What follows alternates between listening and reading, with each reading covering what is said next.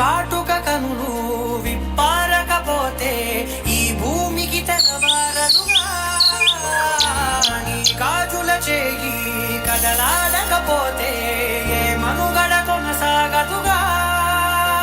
ప్రతి వరుసలో ప్రేమగా అల్లుకున్న బంధమా, అంతులేని నీశమా, అంచనాల కందుమా, ఆలయాలు కోరని ఆదిశక్తి రూపమా, నీవు లేని జగతిలో దీపమే వెలుగునా.